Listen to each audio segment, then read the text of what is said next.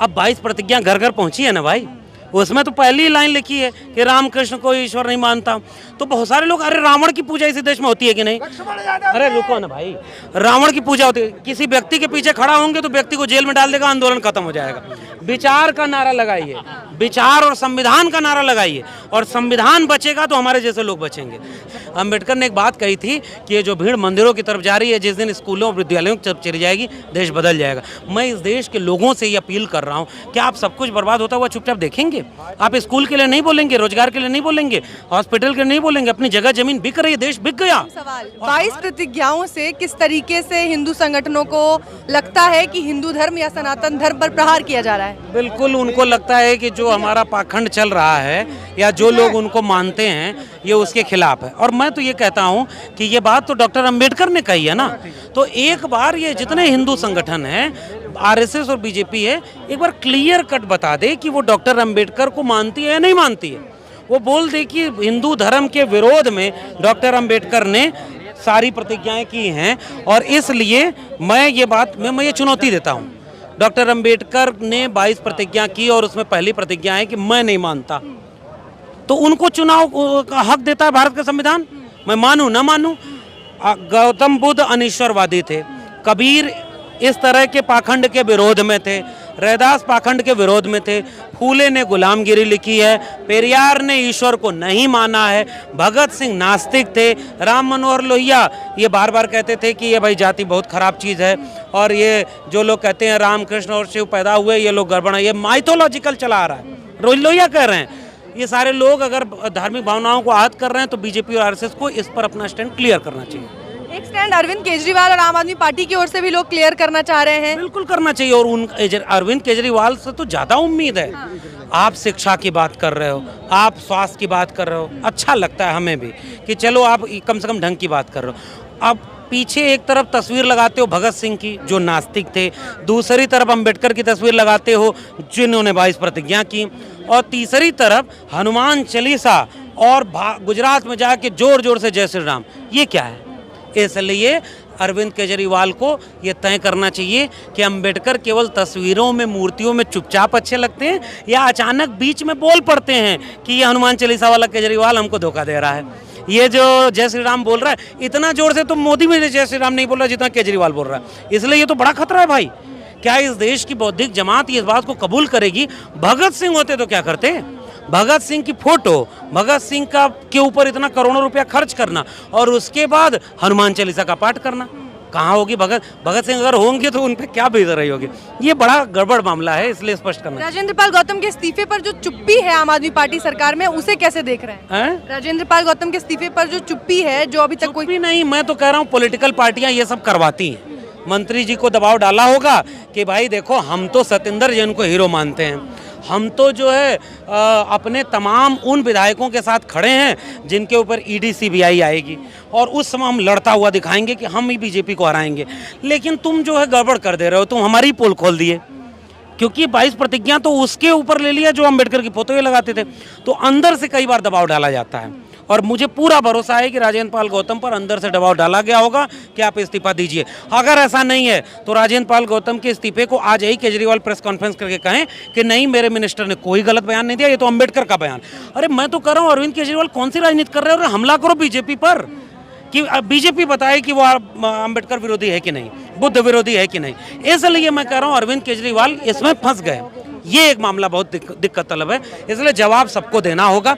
एक वैचारिक लड़ाई है ये मामला, राजेंद्र पाल गौतम या किसी मंत्री विधायक का नहीं है, ये लड़ाई विचारधारा की है। इस विचारधारा में अगर भारत का संविधान अनुच्छेद 51A कहता है कि वैज्ञानिक तार्किक चेतना का विकास करेंगे, अगर भारत का संविधान सबको अपनी आस्था विश्वास को मानने का हक देता है, अगर भारत का संविधान ये कहता है कि भारत की जो पूरी परंपरा है जिसमें कबीर, रैदास, पलटू दादू भीखा आते हैं, बुल्ले शाह बाबा फरीद आते हैं, फूले, पेरियार, भगत सिंह, अम्बेडकर आते हैं, इस पूरी विरासत में तो ईश्वर को ये लोग नहीं मानते थे। मैं तो अपने को उनकी विरासत में खड़ा देखता हूँ। बुद्ध ईश्वर को नहीं मानते थे, अमेरिका में जाके बुद्ध और यहाँ आके युद्ध ये सब नहीं चलेगा। इसलिए नरेंद्र मोदी, आरएसएस और अरविंद केजरीवाल सब एक्सपोज हुए हैं, इसलिए शुक्रिया अदा करिए ऐसे लोगों के लिए। एक आखिरी सवाल, ये जो हिंदू संगठन ये झंडे पहले मुस्लिमों के खिलाफ उठाते थे, अलग अलग तरीके से जिहाद के नए नए नाम निकाले जाते थे, अब यही एजेंडा जो बौद्धिस्ट कम्युनिटी है उनके खिलाफ उठ रहा है। बिल्कुल, और ये अच्छा हो रहा है। मैं तो कह रहा हूँ कि जाति केंद्र में आए बहस के इस देश में सबसे बड़ी सच्चाई अगर कोई है तो जाति है। जाति के नाम पर अभी ऑक्सफैम की रिपोर्ट आई है कि 90% सवर्ण मीडिया पर कब्जा किए हुए हैं। तो इस देश में संविधान तो लागू ही नहीं हो पाया। इसका मतलब मेरे विश्वविद्यालयों में 90% प्रोफेसर सवर्ण हैं। मेरे दिल्ली विश्वविद्यालय के 45 केंद्रीय विश्वविद्यालय हैं, उसमें कम से कम 44 तो होंगे सवर्ण कुलपति। प्रिंसिपल 92 कॉलेज हैं दिल्ली विश्वविद्यालय के, इसमें 92 कॉलेज में 90 प्रिंसिपल जो है सवर्ण होंगे। डीन, वाइस चांसलर सारे लोग सवर्ण हैं। फिर ये संविधान लागू कहाँ हुआ?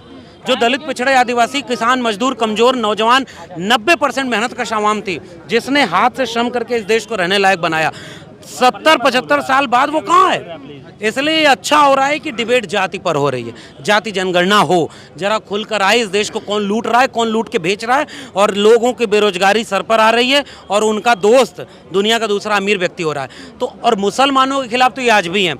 इनका सांसद मुसलमानों के खिलाफ सार्वजनिक जगह पर बहिष्कार की धमकी देता है और कहता है कि मुसलमानों का बाइकाट करो। मुसलमान कुछ भी कर ले इस देश में उसका अपमान किया जा रहा है, उस पर तो कोई देखो बोल नहीं रहा। मुसलमानों को ये लगता है कि हम तो भाई वैसे ही पीड़ित हैं। इस देश में हिंदुओं ने कभी उस तरह से खड़ा होकर के एक जन आंदोलन खड़ा नहीं किया। हिंदुओं ने बहुत, जो सेकुलर डेमोक्रेटिक हिंदू हैं सो कॉल्ड, वो कम से कम एक देश के संविधान के साथ खड़े हैं। ऐसे में जब बुद्धिस्ट पर हमला हो रहा है, और बुद्ध तो मेरे लिए एक विचार का नाम है, बुद्ध, अंबेडकर एक विचार का नाम है, फूले, पेरियार, भगत सिंह एक विचार का नाम है। मैं चाहता हूं कि इस पर हमला हो, मैं चाहता हूं कि अंबेडकर के विचारों पर डिबेट हो। अब 22 प्रतिज्ञा घर घर पहुंची है ना भाई, उसमें तो पहली लाइन लिखी है कि रामकृष्ण को ईश्वर नहीं मानता। तो बहुत सारे लोग, अरे रावण की पूजा इसी देश में होती है कि नहीं? अरे रुको ना भाई, रावण की पूजा होती है, किसी व्यक्ति के पीछे खड़ा होंगे तो व्यक्ति को जेल में डाल देगा, आंदोलन खत्म हो जाएगा। विचार का नारा लगाइए, विचार और संविधान का नारा लगाइए, और संविधान बचेगा तो हमारे जैसे लोग बचेंगे। संविधान नहीं बचेगा, कल को हमको जेल में डाल देगा, लोग डर जाएंगे, मिनिस्टर का मिनिस्ट्री पर छीन लेगा। व्यक्तियों के साथ नहीं खड़ा होना है। इसलिए रावण मेला लगता है कानपुर में रावण का मूर्ति है। ग्रेटर नोएडा में पूरा गांव है जिसमें कहते हैं रावण के खानदान के लोग हैं। दक्षिण भारत, राजस्थान, मध्य प्रदेश में कम से कम आधा दर्जन जगह पर रावण की मूर्ति लगी है। ये देश विविधता का देश है, ये कबीर, रैदास, पलटू दादू भीखा का देश है। लेकिन सर, इन विचारधाराओं की बात करेंगे तो आप तो हिंदू राष्ट्र के बीच आ जाएंगे ना, ये तो दिक्कत हो जाएगी। हम तो हैं, क्योंकि भारत का संविधान हमारे हाथ में है, और भारत का संविधान कह रहा है कि हिंदू राष्ट्र नहीं हो सकता।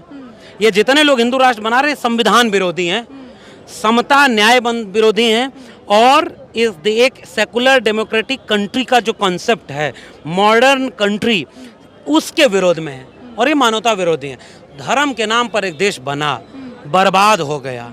हम लोग एक सेकुलर डेमोक्रेटिक कंट्री हैं।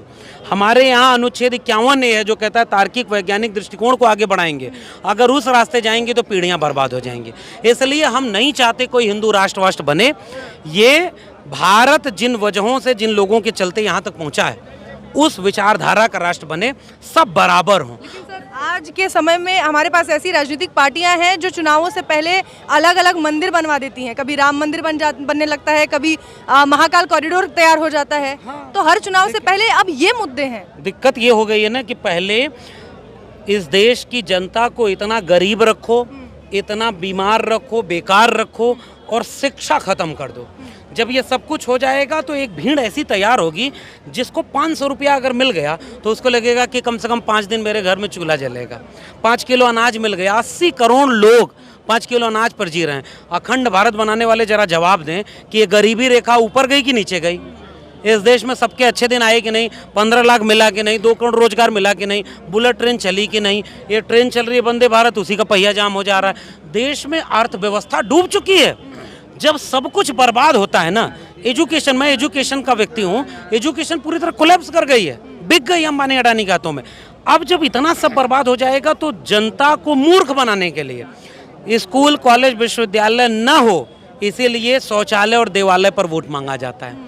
भावनाओं को भड़काया जाता है, भावनाओं को बेचा जाता है, आपके सपनों को बेचा जाता है, और बड़े बड़े मंचों पर करोड़ों करोड़ रुपए की रैली होती है, करोड़ों करोड़ रुपए खर्च किया जाता है कि एलईडी गाड़ी में चमके, मेरा चेहरा चमकता रहे। 10 लाख का सूट अब तो नहीं पहनते ना, लेकिन एक फ़कीर की फ़कीरी को इतना बड़ा करके दिखाया जाए कि पूरा देश उसके पीछे पागल हो जाए।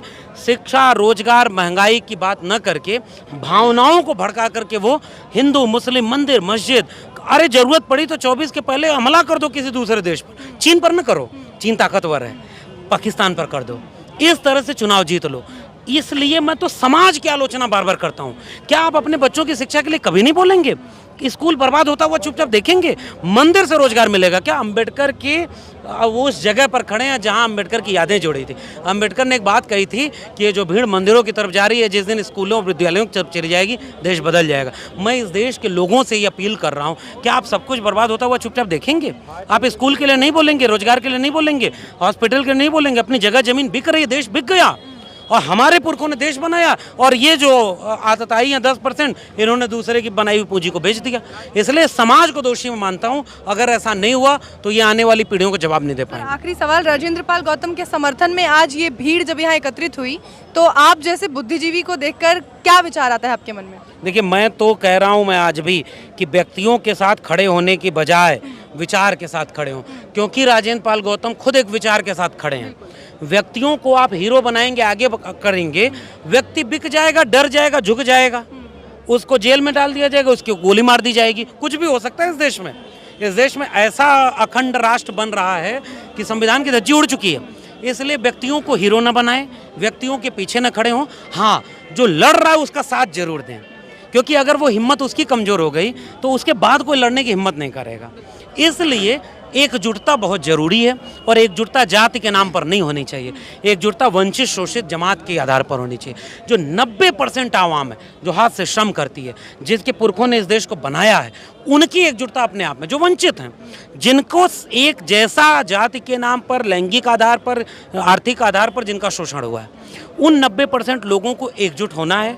10% लोग जो इस देश के लुटेरा लोग हैं, चौधरी छोटू राम कहते थे हम कमेरा लोग हैं, 10% लोग लुटेरा लोग हैं, आज भी उनके लोग देश को लूट रहे हैं। इसलिए जितने भी लोग लड़ रहे हैं, कोई प्रोफेसर लड़ रहा है, कोई डॉक्टर लड़ रहा है, कोई इंजीनियर लड़ रहा है, कोई वकील लड़ रहा है, कोई सड़क पर, हम तो दिल्ली में हैं, गाँव में लोग लड़ते हुए मारे जा रहे हैं, मुकदमे झेल रहे हैं। अगर ये लड़ते हुए लोग कमज़ोर हो गए ना, और ये आखिरी पीढ़ी है, मेरा एक अपील पूरे देश के लोगों से है, इस समय जितने प्रोफेसर हैं 5 साल बाद नहीं होंगे बहुजन, 90% वंचित शोषित जमात के। डॉक्टर, इंजीनियर, वकील, प्रोफेसर जितने हैं, हम सबसे ज़्यादा ताकत की स्थिति में इस समय है। अगर अभी हम संविधान नहीं बचा पाए, अगर अभी हम सामाजिक न्याय नहीं बचा पाए, तो 5 साल बाद कुछ बचाने को बचेगा ही नहीं। इसलिए किसी व्यक्ति के साथ मत खड़े हुए, विचार के साथ खड़े होइए। जो विचार अंबेडकर, भगत सिंह का था, लोहिया, फूले, पेरियार का था, तथागत बुद्ध से लेकर के अब तक संविधान का है। बहुत शुक्रिया। बहुत शुक्रिया सर, बहुत बहुत धन्यवाद।